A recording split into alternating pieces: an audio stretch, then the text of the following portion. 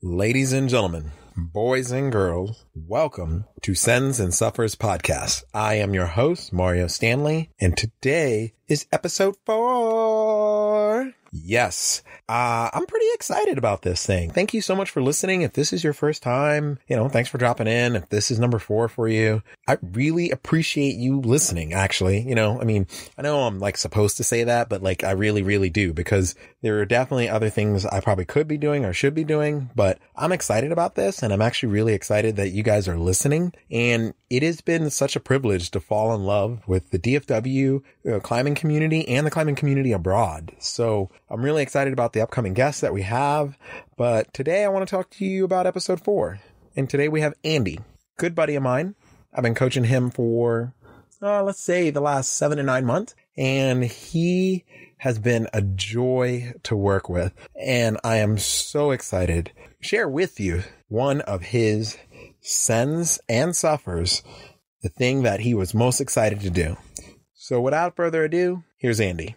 All right, ladies and gentlemen, thank you guys for tuning in to Sends and Suffers podcast. Today I have Andrés Macedo, and I'm hoping I said that right again. If not, then we'll get it right later. For local friends, they call you Andy the Crusher. Yeah.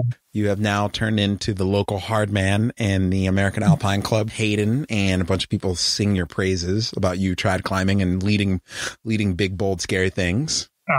No, I wouldn't be so sure about that. They're being way too nice. I mean, if someone's willing to bathe you in the glory, you should just take it. It should just run with it. So Andy, they are great mentors. I would agree. So tell people who you are, where you're from, and what do you do? Sure. So I'm from Mexico City, but I lived in the north of Mexico most of my life in Monterrey. And I'm a software engineer. I currently live in Dallas. And yeah. Nice. And as a software engineer, is there anything in particular that you specialize in, or is it just, I know nothing of the world of software engineering. Yeah. So I do mostly web app development. Okay. So yeah, if you go, for example, like the mountain project application of REI, that's like a web app. It's not a static page. You can log in, you can add stuff you want to routes you want to do. So that would be considered like a web application. I do things like that. Okay, that's awesome. That's also enlightening. So how long have you been doing that for? So 4-ish years. 2015 I started. Nice. Before that, I used to work in finance. Oh, I did not know that. You went from finance to web. That seems like a big jump. What made you decide to do that? So, I actually really, really liked my job in finance, and I did it for 7 years. I do have an engineering background, but when I graduated, I went into finance. That's the one job I was able to find. I did have to do a little bit of coding there. I need to do program my models to price, and it was really, really minimal, but it got me curious and what else can I do with code? And one thing that led to the other, and started learning more and more on my own how to code. Then went to San Francisco for a year, did more coding, did a small school, a 6-month intensive of just web applications. And then I got a job here in Dallas. Nice. I've been here ever since. So did you live in San Francisco for a while? Yeah, I was there for 1 year. How'd you like it? I loved it, but it has its ups and downs. It's super expensive, and there's a lot of homeless, which you can see the difference between so much wealth and so much poverty. So that's not great, I guess. Fair enough. Just out of curiosity, would you say there was a strong middle class in San Francisco, or not so much? It's either you make a lot of money, or you're just there's not a big one at all. I've never been to San Francisco, so that's why I asked. I was just curiosity. That's a good question. No, I'm not sure. Yeah, I don't think there's much of there's a high middle class, I want to say, but I might be wrong there. Yeah. All right, fair enough. We're going to talk about rock climbing today, which everyone loves rock climbing. And if you don't love rock climbing and you're tuning into this podcast, great, but you should love it anyway. How long have you been climbing for? So I really started climbing quite a lot, maybe a year and a half ago. I did do a little bit of climbing when I was a little kid. I went to the rock climbing gym, learned how to lead. I even remember back then I was, I think, in 6th grade. And I remember getting my lead certification back and in Mexico. But, it was on and off for a couple of years. I want to say I really, really started like a year and a half ago. Okay. Full disclosure here. I have been coaching you for how long now? Like 5 months, 4 months? I want to say more. I want to say maybe 7 months. 7 months? Okay. So it's been since you've been wanting to get serious. And I have definitely seen some amazing growth in you. I would say that I have definitely seen you get real bold. Real bold on rope. And I've definitely seen you make moves that I think you previously did not think you could do. But from a coaching perspective, I always knew you could do them. And so I've definitely seen your climbing grow in the last 7 months since we have been working together. So I'm very proud of you, and you should be proud of yourself. Yeah, no, thanks. I guess I like working with you and working with the guys in the AAC. Have definitely taken me to a level that that progression of getting better, I think was faster when you are around people that are just way better than you. Yeah. I think the big thing also too is you are also around, even if you're not around people who are better, you're also consistently surrounding yourself with people who are hungry, who really want to do more. And I think that's a big thing too, because Hayden, which we're probably going to have on the show a little later, Anthony and all of those guys and girls and Emma and they like want to try hard. And I feel like it's hard not to be around them and not want to just like get pulled right into that, because they want to get on big stuff. They want to get on harder things. And I think you're drawn into that. Yeah, definitely. I followed Anthony last year on this route that he was doing, this sketchy trap route. And what was it? Yeah, like you said, it was, I can't remember which one it was, but it had like he placed like 2 black totems. I was belaying him. I was like, oh my God, I hope he doesn't like fall on those totems. It's just so small. But yeah, he was climbing, he was just in total flow, and it was nice to follow him. But like you said, yeah, him and Emma is great. Like the first time I climbed with Emma, I tried this route in Dr. Coolhead. Oh yeah, I tried it on classic Wichita route. Yeah, I tried it in top rope, and it was way hard. I don't think I even was able to get it that first trip I went to Oklahoma. And Emma did it on top rope, but she just walked up like it was like a 5.5. I was like, oh my God, Emma can really, really climb. Emma is a freak of nature. Like, she is so cool and so chill and so awkward.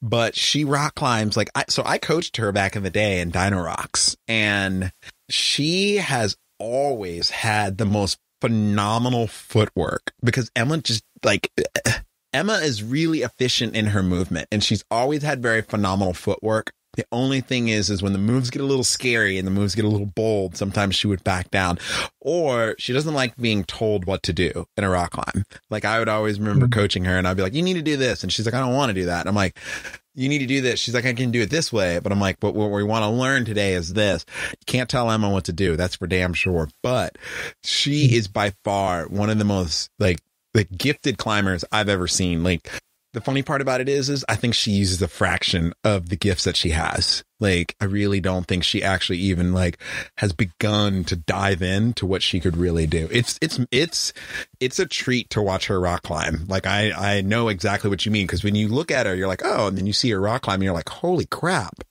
Like, yeah, it is phenomenal. Well, we are here today to talk about a story about your rock climbing. This is your Send and Suffer. And so we've talked about this a couple times. Full disclosure, we did an earlier podcast, but due to my lack of knowledge in acoustic treatment, it was pretty rough. So we're redoing this.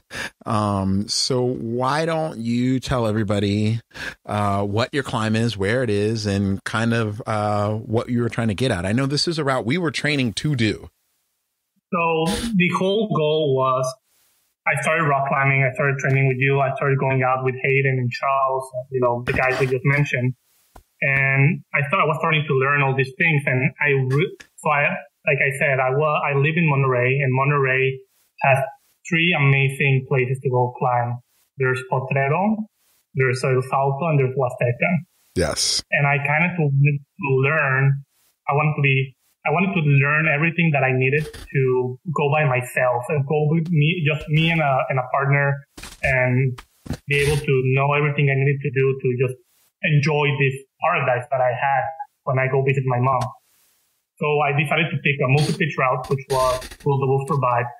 It's not rated super hard. I think it goes at 510A. But I thought it was like it's going to be a little hard, and it's a little technical. I'm going to need to know how to belay from above. I'm going to need to know to train multi-pitch, all these things that I needed to do.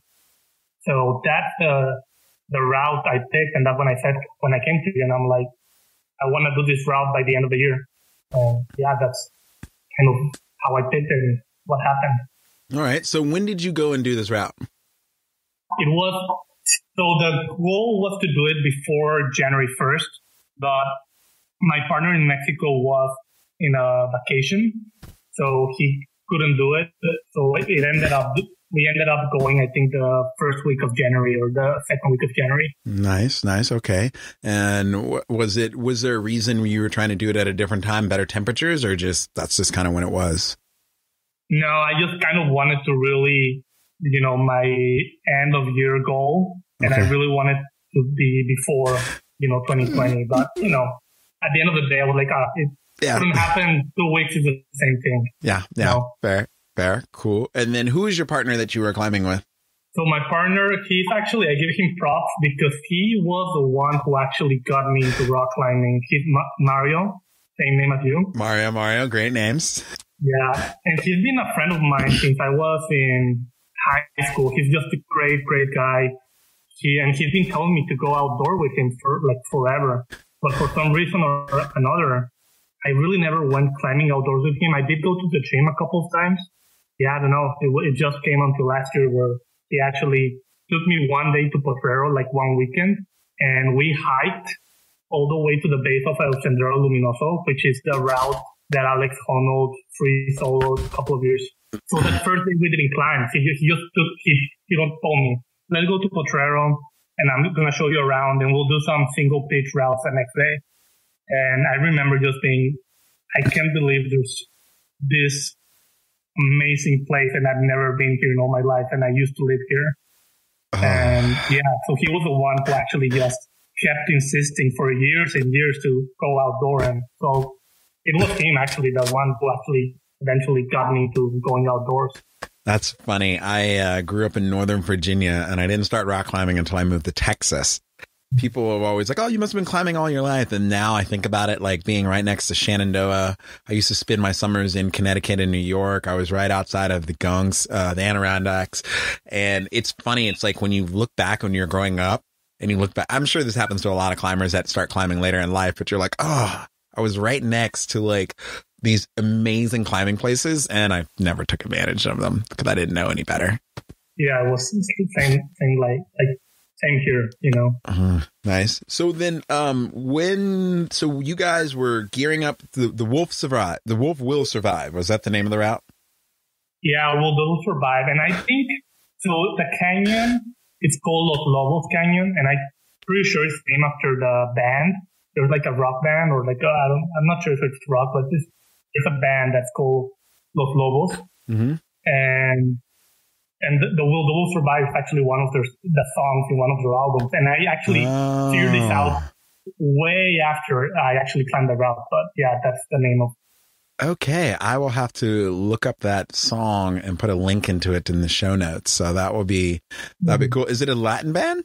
Yeah, I'm actually not sure. I have a feeling they're from, they're Mexican American. I have a feeling they're from California, but I might be wrong. I might be totally wrong.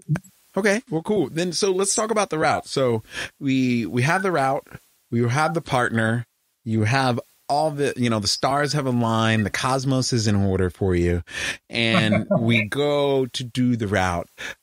So let's start breaking down the send and the suffer. You tell me. So tell me, just kind of walk me through the whole process of the route, how you led up to it, and what was the experience on it? Okay, yeah. So I'll start with I have two suffers. The first suffer is I had like a little bit of a cold, so I had like a runny nose and I wasn't feeling my best. And the last thing I wanted to do was hike. And thank God in Potrero, hiking is not that bad.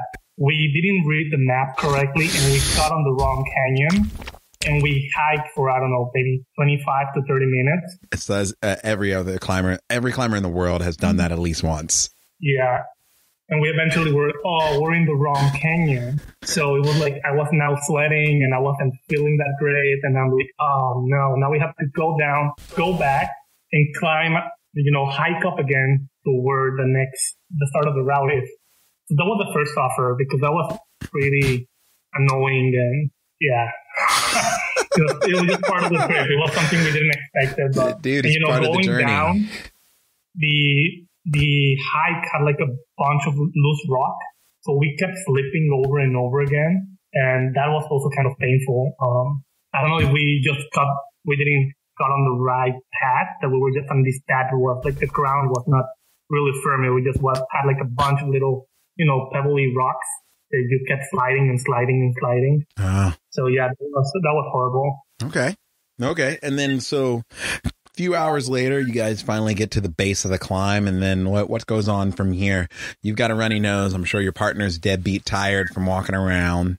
Yeah. So when we go down, we're like we're a little sweating and we're all next to the car. So my partner tells me, I'm going to leave my jacket in the car. And I told him, no, man, bring it on because I have a feeling it might get cold. He's like, no, man, it's super warm. We're fine. I'm like, okay. So we hike now the correct canyon and we get there and there's two groups on the rock. One of them is in the last pitch and the other is on pitch 3. So we're like, should we go or should we wait? And we decided to wait a little bit, at least until the first group started to come down. When they started rappelling, we were going to start to go up. That's courteous. That's very courteous of you. Yeah, and there wasn't really nobody else around. You could hear some people climbing in other parts of the place, but we're like, oh yeah, it might be nice because if they finish, we might have like this whole wall home to ourselves. So that might be nice. And yeah, well, eventually we start climbing. We do like pitch 1. Pitch 1's just nice little pitch, has like a little roof. I actually placed a nut in a little crack, and it was probably like the crux model for the pitch 1. And it's not a really hard pitch, but I was like, I'm just going to place a nut here. And then when I got above it totally fell, and I did not notice it. Real quick, Potrero, this climb is in Potrero Chico, right? Mm-hmm. Potrero, for those of you who don't know, is predominantly all sport climbing. Are there a lot of trad routes or places that require trad there? No, you don't, and you really don't need to. I just had a couple of camps. Not camps, nuts, because I was like, in case I need to, if there's a little run out or something. Dude. I just took Dude, a feel-good placement is always a good thing. A confidence placement is always a good thing. Like just putting it in there just so you're like, something, this might work, this might not work, but at least makes me feel better is like some people would argue with it, but if you have the gear to spare, why not? Yeah, and I think it got me through that little crux because I thought like, oh, this is so bummer. And it wasn't because it fell off the moment I went above it. That's awesome. But it got me mentally, just going. And then when I got to the top, when my partner comes up, I told him, hey, you saw my placement of that knot? Wasn't it great? He's like, man, that thing fell the moment you started climbing up. Oh, that's awesome. He told me, I told you, but you just didn't hear me. So I was like, oh, well. I guess it was great that I didn't hear it. Yeah. That also brings up a funny point. And since you have climbed in Potrero, you would probably know this more than anybody else, but I've only been there once. And the thing that I noticed the most was I was amazed how well I could hear other people in other canyons or around you. It blew my mind, and it honestly made me have to start communicating with my partner and announcing first names, and we had to come up with like a tug system because I was just blown away how well you could hear people in other canyons or around you, and they were like not even within sight, but you could still hear them. And so you would hear, on belay, off belay, take on. It would just get a little confusing. I was just really surprised. Is that pretty common throughout the whole park? Now that you mention it, yeah, you do hear people, but like I said, we were probably the only group on Los Lobos Canyon, and we would hear other people take or off delay, and yeah, you definitely do hear people. But the one thing that we brought was the walkie-talkies. Yeah, those are clutch. So, yeah, it does make a lot of, makes a difference. Yeah, I always bring those. I'm hard of hearing, and so I wear hearing aids. So I always have walkie-talkies with me. I just cannot not go without them. I mean, it's one thing if we're doing like a really short multi-pitch and I can see I have someone in line of sight, and if I forget them, it's not a big deal. But if I'm going around corners or it's going blind, I have no idea. So I always like to communicate with people that way. But yeah, those are clutch. So cool. So you blew that crux pitch. Now, was the crux pitch, you said this thing was 4 pitches long, right? Yeah, no, this wasn't the crux pitch. It was just like a little crux move. And it was really not that hard. It was more, pitch 1, pitch 2? Pitch 1. Okay. Then pitch 2 is really, really nice because you have this crack that goes, but it's, I don't know how to say it, but it's like a crack on the side. It's not, you don't go front, you go a little sideways. So it's like a layback. You're like grabbing it and you're pulling in and you're pushing your feet out. Yeah. Okay. Yeah. It Layback. goes up, and that's a really, really nice pitch. Yeah, that one has like a little bit of a crack, and then you go out of the crack, and that one's just like a really, really, probably one of my favorite pitches ever. Oh, nice. I've done so far. Nice. That's awesome. Yeah.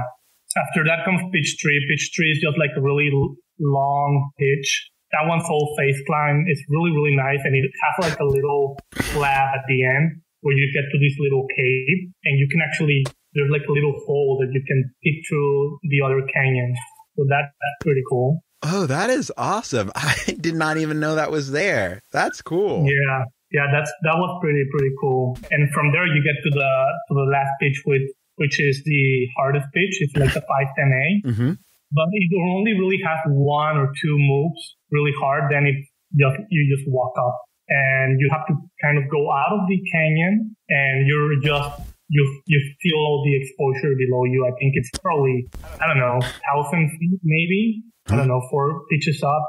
I don't know. It feels like you're flying when you just like go out of the canyon. I mean, if you're going toe to toe on a 60-meter rope, you're what, 2, 4, 6, 8. Yeah, I mean, you're close to it. So probably somewhere between 700 to 900 feet off the ground. Yeah.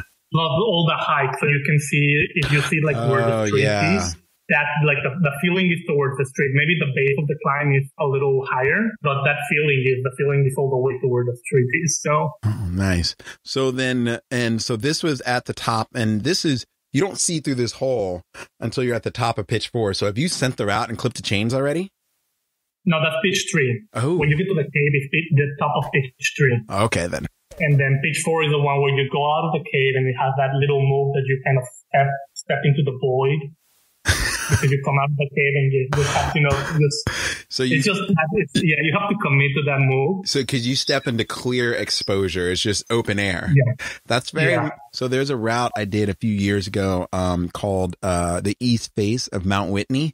It's not a hard route. It goes at like 5.7, but it starts at the base of the climb, which is at 13,000 feet elevation. So it's Alpine.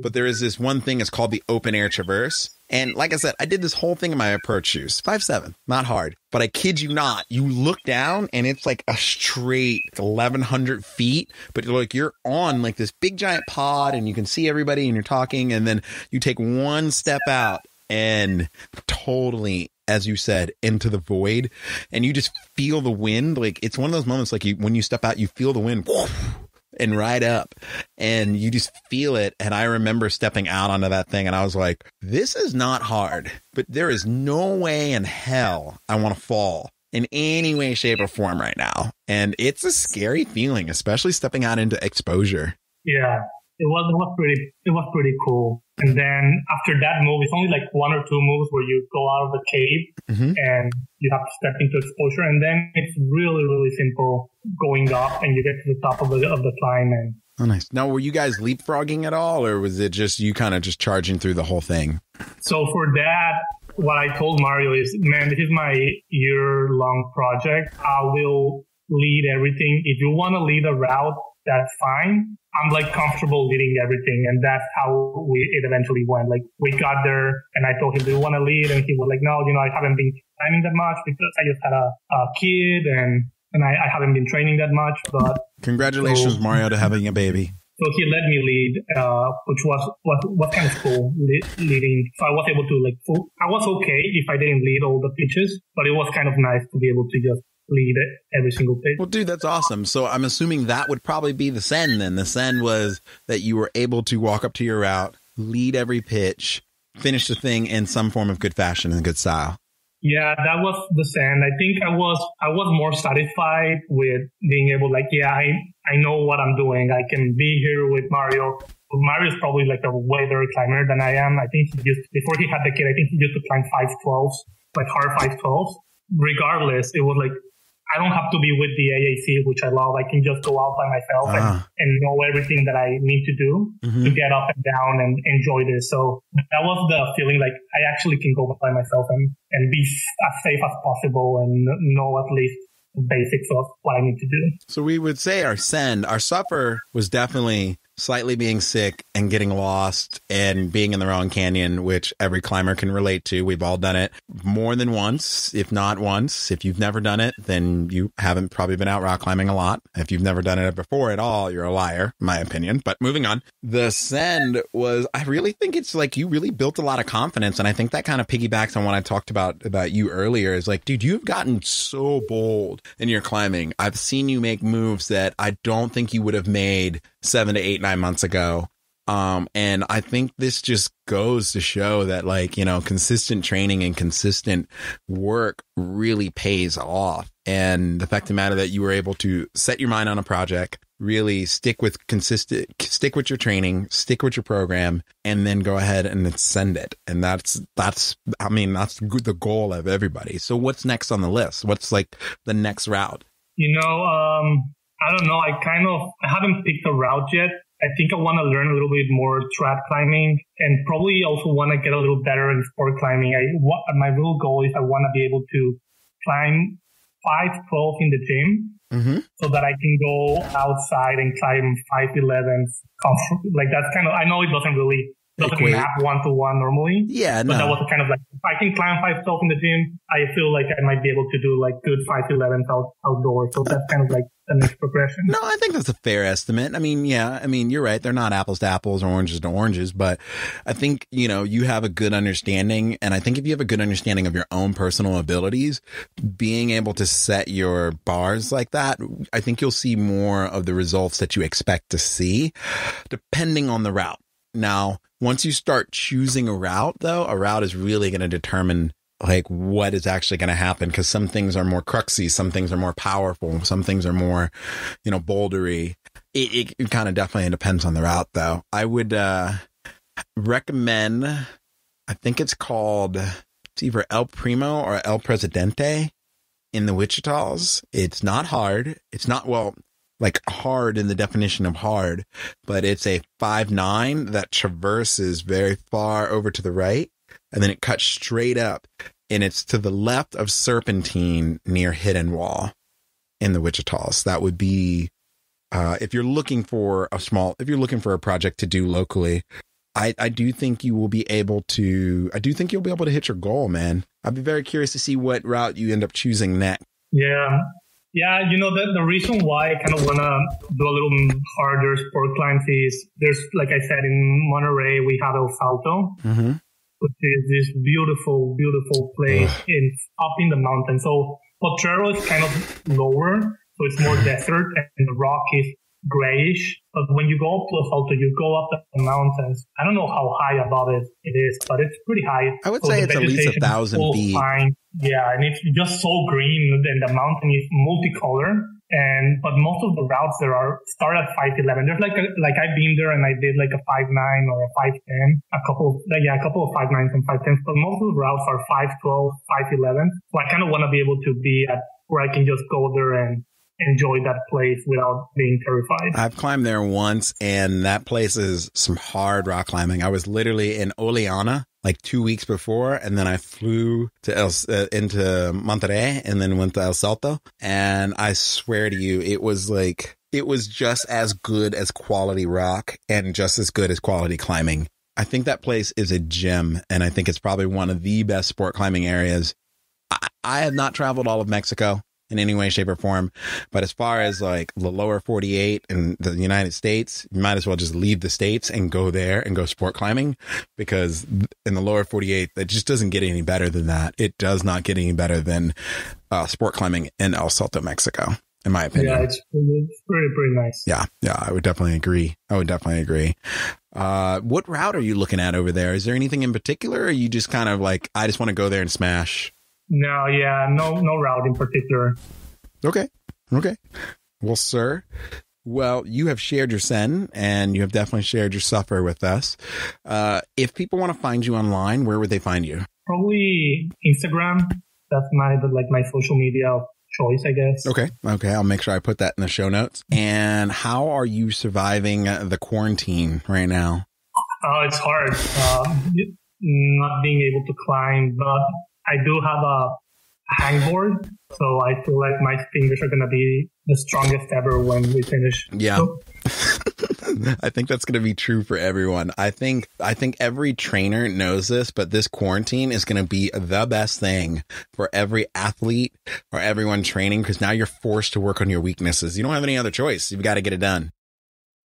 All right, good people. So I hope you enjoyed Andy and I's conversation. It was fun to have, even though you see your friends or your clients every day, when you get to interact with them on a different level, it really makes you appreciate the experiences and what they give to you, though your job is really to give to them. And it's kind of funny.